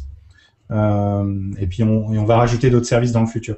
Donc, mais savoir que Typekit, il y a toutes les typos, il y a toutes les principales typos qu'on utilise et des très très belles fontes à utiliser. Donc ça, c'est vraiment pas mal. Par contre, ça nous empêche toujours pas d'utiliser des typos open source et compagnie, quoi. Les deux sont pas du tout incompatibles. Et c'est juste une richesse à nouveau. Moi, j'ai plongé dedans et je suis ravi de savoir que ça va exister aussi. Et c'est vrai que tout le débat, tous les commentaires que tu vas avoir, vous l'avez très bien évoqué en fait. C'est-à-dire si t'es un professionnel de la création, c'est assez simple de justifier 50 euros par mois. Exactement. Ça, on est complètement d'accord. Là où c'est plus compliqué, c'est pour les hobbyistes. Tu vois, si tu fais par passion, je sais pas, le week-end, des montages vidéo, etc. Là, c'est plus compliqué. Donc, soit en effet, on a des offres grand public quand même. Hein. On a Photoshop Elements, Premiere Elements. C'est ce que j'allais dire. Ça, c'est plus orienté, c'est sûr. Puis en même temps, il n'y a pas que Adobe aussi. Il reste tous les outils à la Sketch et compagnie qui coûtent pas cher et qui sont en one shot et voilà. Ouais, d'ailleurs, j'ai une question qui tue. Je sais pas si vous avez suivi, mais Quark qui arrive en force apparemment avec le nouveau Express. Est-ce que vous avez suivi ça? Ouais, mais ça, ils disent ça tous les ans et tous les ans. Oui, mais là, non, apparemment, là, j'ai vraiment entendu. Alors, ce qui est hallucinant, c'est que je suis même pas allé voir, c'est pour vous dire. mais en tout cas, il y a pas mal de gens qui m'ont parlé de Quark et du coup du nouveau Express. Il faut que j'aille voir ça. Bon, alors Mika, il va être responsive, multipage et tout ça. Tactile sur ta Mike, est-ce que t'as entendu parler de ça? Je suppose que oui. Entendu parler de Quark dernièrement, oui, parce qu'ils ont été très agressifs en termes de communication. Après, au niveau produit, tu pourras demander à Stéphane Baril qui a fait un comparatif. Je ne vais pas parler à sa place. Mais bon, InDesign reste leader et bon, je suis pas trop inquiet. Ouais, non, mais il n'y a pas photo. Franchement, moi, je veux juste le dire. Hein, j'ai utilisé les deux pendant plusieurs années. Quark aussi. Ça a été un changement dans ma vie quand je suis passé à InDesign. Non, mais ça c'est sûr. Mais je parle vraiment d'une nouvelle version apparemment qui serait vraiment nouvelle, quoi. Eh ben, Alors, on en parlera sûrement dans votre nouvelle version 40. Une question sur YouTube qui est intéressante. Avec à ce prix-là, on va faire comment, nous les étudiants? Alors, faut peut-être préciser qu'il y a un tarif il y a un plus super bas pour les étudiants, qui est à peu près une vingtaine d'euros. Qui est moins de 20 euros et ils ont accès à tout. Il y a aussi des contrats qui sont négociés avec les écoles. Oui, dans les écoles, moi, dans toutes les écoles d'art dans lesquelles j'y suis allé, j'en ai vu beaucoup. Il y a toujours la suite Adobe avec des super Mac. Enfin, je me suis jamais fait de soucis pour les étudiants. Et justement, ça c'est par exemple c'est génial en tant que formateur. Nous, on a toujours le problème quand tu vas dans les agences, les machins ou les écoles où ils sont encore sur des versions logicielles. Ouais. Donc ça, on peut se dire enfin que peut-être dans 2-3 ans, partout où tu vas faire ta formation, tu fais ta formation sur Photoshop CC. Et ça, c'est en tant que formateur, franchement, c'est un truc énorme, ça. Ça c'est top. Et enfin, une dernière question qu'on avait posée, mais tout au début sur Twitter. Je sens que tu l'as gardé un peu au chaud. J'ai vu des choses comme ça un peu passer sur Twitter. Jérémy en parlait aussi, je crois. C'est une question donc de The Graphiste qui dit moi j'ai une question, pourquoi aux USA c'est 49,99 $ et après conversion en euros c'est 61. C'est la question qu'on me pose tout le temps quand je suis sur le salon.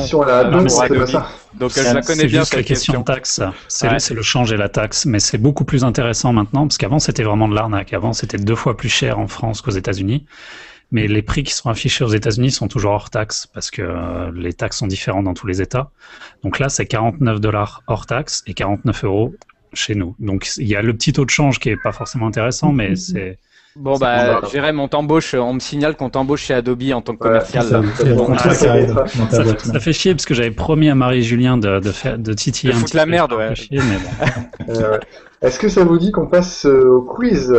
Il n'y a pas de quiz aujourd'hui, Geoffrey. T'as pas de question de quiz? Parce que là, en fait, on est ultra à la bourre là, mais quand je dis ultra, c'est donc je crois qu'on peut soit conclure et passer finir un petit what the fuck. Voilà les petits. Attends, Mike, t'as un dernier mot à dire? On sent que tu trépignes aussi, Jérémy. Non, dernier mot, Creative Cloud, ça peut s'essayer gratuitement. Hein. Donc j'encourage tout le monde à aller sur le site Creative Cloud, vous créez un compte gratuit, vous avez accès à tous les produits pendant 30 jours, vous avez accès à la totale. Vous pouvez tester synchroniser les fichiers, voilà. Ouais, je rappelle un dernier truc, c'est que le 11 juin à Paris, vous faites toute une présentation, une grande journée où on sera tous là, je l'espère. Voilà, moi aussi j'y serai. Donc, Creative Day, donc ça s'appelle, si vous allez sur adobecreativedays.com, vous allez trouver le site qui en parle et on retransmettra en live sur Internet toute la journée. Donc c'est une journée de débat, de présentation, conférence. Et on parlera aussi d'Adobe Max à ce moment-là. Ouais, le matin ensemble. Ouais. Tout à fait. Super, merci beaucoup. On va faire un tout petit what the fuck rapidement pour conclure. À commencer tout d'abord par un what the fuck moi qui m'a mis un petit peu en colère, c'est l'affiche du Festival de Chaumont. Alors le festival je crois que ça a mis les nerfs à tout le monde en fait. Le Festival de Chaumont, c'est le premier festival d'affiches en France. La ville de Chaumont, pour résumer, il n'y a pas grand chose, sauf une fois par an, il y a un festival d'affiches qui est magnifique parce qu'il y a plein de très belles affiches de grands designers, de grands graphistes dedans. Et là, l'affiche qui représente le festival cette année, qu'est-ce que c'est? C'est un poisson, il me semble bien même que ce soit un saumon, qui est dans un scanner. Alors JP, ça t'a exaspéré, Tony, enfin tout le monde s'est dit mais pourquoi ça? Et la typo, moi ça m'étonne pas trop quand même. Là, on t'entend comme un petit robot, JP. Ouais. Je sais pas ce qui s'est passé, mais. Ouais, ça grésille. Vous m'entendez mieux ou pas? Attends. Non, pas vraiment. JP. Et oui, voilà. Non, toujours pas. Je pense qu'il va falloir que t'éjecter de la conversation. Je suis désolé. Tu es le maillon faible. Oh là là, c'est méchant. Tant pis. C'était le saumon. Donc en fait, apparemment, le jeu de mots serait basé sur Chaumont et saumon. Donc c'est un jeu de mots qui est assez limité. Je sais pas si vous avez vu l'affiche, tout le monde. Oui, Alors, j'en profite pour faire un petit bisou à nos amis printeux, hein, parce qu'il y a eu grand débat sur Twitter. Je me suis un petit peu. J'ai vu ça, j'ai vu tes réactions. Ouais. Et c'était pas le but, parce que c'était pas print versus web, on critique le print et tout ça. Enfin, c'est vrai que j'avais balancé une phrase un petit peu choc. Mais moi, cette affiche m'a un petit peu saoulé, parce que c'est vraiment à l'image de tous les grands événements institutionnels et culturels en France. La fête de la musique, Roland Garros, le festival d'animation d'Annecy, que je connais bien, où les affiches sont pas souvent top. Et c'est dommage, parce que pour plein d'événements avec des affiches fantastiques partout en France, t'as des gros événements comme ça qui font des affiches tout simplement horribles. Alors, il faut connaître le contexte, il faut connaître les commanditaires, voilà les retours que j'ai eus. Ouais, je suis d'accord, mais au final, l'affiche, elle est horrible. Alors c'est peut-être, moi ça me fait un peu penser à de l'art contemporain nouveau, je sais pas quoi. C'est du chant, quoi. Ouais, c'est le monochrome de Whiteman, quoi. Même pas, parce que Duchamp, à la limite, c'était marrant, mais là, même le jeu de mots, saumon, chaumon, voilà. Il est pourri, mais ce qui est très dommage, c'est que c'est ça. En fait, c'est des blagues entre graphistes, et ça, je trouve ça hyper dommage. Ça peut faire rire entre graphistes de mettre une affiche en Comic Sans. Ou pas, hein. Moi, ça me fait pas rire non plus. Hein. Ouais, moi non plus, perso, ça me fait pas rire non plus. Mais je pense que ça peut faire rire certaines personnes entre elles. Mais le problème, c'est que c'est un festival qui s'adresse, quand on fait une affiche, c'est pas juste pour faire une blague entre potes, c'est pour du grand public. Et j'ai l'impression que ça, c'est raté. Très souvent, c'est raté. Il y a eu de très belles affiches pour le festival Chaumont. Celle-ci est ratée, et pour moi, c'est what the fuck. Et ensuite, on peut terminer rapidement, Tony, sur un petit what the fuck que je n'avais pas vu passer, mais qui m'a beaucoup fait rire. C'est quelqu'un sur Twitter. Raconte-nous ce qui s'est passé. Ouais, en fait, c'est Romain sur Twitter, donc @Romain. Que je salue, je fais des bisous, qui a mis ça aujourd'hui, ça m'a beaucoup fait rire, hein. Vous pouvez le voir, hein, vous cliquez là, on le mettra aussi. C'est donc un mec qui avait volé quelque chose à la Fnac et qui donc dit dans son tweet: j'étais à la Fnac, j'ai volé un Samsung Galaxy S3, ils ont même pas vu, ha. Réponse donc sur Twitter de la Fnac, donc Fnac de Lyon, qui répond donc à Corentin et qui dit: vous êtes prié de nous le rendre au plus tôt avant que nous contactions la police. Et ça, c'est juste magnifique. C'est-à-dire que le mec, gentil parce qu'il y a à peu près 7 fautes d'orthographe dans la réponse de la Fnac. Hein. Ouais, j'avoue que c'est énorme, hein, c'est énorme. Mais bon, j'ai préféré ne pas le dire. Mais ça, c'était quand même génial, hein, le mec qui se vante sur Twitter et la Fnac qui lui répond. Je sais même pas d'ailleurs comment ils ont. Ouais, ça, il a dû être dénoncé parce que vu qu'il met aucun hashtag, rien du tout dedans. Non, mais c'est ouais, le mot Fnac, c'est monitoré par la Fnac. Ouais, tu me diras, ils l'ont vu direct. Ouais. Et puis pour terminer aussi, on a Jérémy toujours sur Twitter qui nous demande s'il y aura des goodies de Walking Web à la Creative Days. Alors pour tout vous dire, c'est pas prévu, mais on va peut-être en discuter parce que voilà, ça pourrait être assez drôle. Des quoi? Des bodies? Des goodies. Ah, des goodies. J'ai dit des bodies. Ton body sur forcément là. Des goodies Walking Web. Bah, si vous les payez d'avance, ouais, on peut imaginer ça. On verra ça. Donc je crois qu'on arrive à la fin de notre podcast. On aura dépassé, on aura fait 1h30, hein, voilà, ouais. 1 heure. Mais c'était pas grave, c'était cool, c'était très très cool. Je tiens beaucoup vraiment à remercier Mickaël de nous avoir accordé son temps, ses réponses et son humour aussi pour toutes les questions. Merci beaucoup et puis on se retrouve très très bientôt de toute façon à Paris et puis pour les Creative Days. Alors ouais, juste je te coupe une dernière fois. J'ai vu qu'il y avait David donc d'Adobe aussi qui a tweeté qui nous écoutait. Et non, c'était même pas une blague, hein, mais si vous avez des questions sur Edge, il faut pas hésiter à lui demander. Donc son pseudo c'est David alors D-E-R-A-E-D-t. Voilà. Ouais, de toute façon sur le 60 points au Scrabble. Ouais, sur le hashtag TWWLive, vous le verrez. Hein, donc, voilà, merci aussi beaucoup Jérémy toujours pour la petite lecture et puis toujours pour ton regard critique, c'est très très important, faut jamais oublier ça. Merci JP, même si la fin du son aurait été un peu essaye pour voir si tu nous parles toujours en robot. Bah oui, merci à vous aussi. C'est bon. T'es revenu dans la c'est fini par contre. Non mais c'est dommage pour les organisateurs de Chaumont, mais bon. C'est ça. Et puis merci beaucoup Tony aussi, ça fait plaisir. On se retrouve très rapidement pour mettre tout ça en ligne. Sinon, rendez-vous sur The Walking Web, sur Facebook, sur Twitter, sur Google. Allez nous chercher.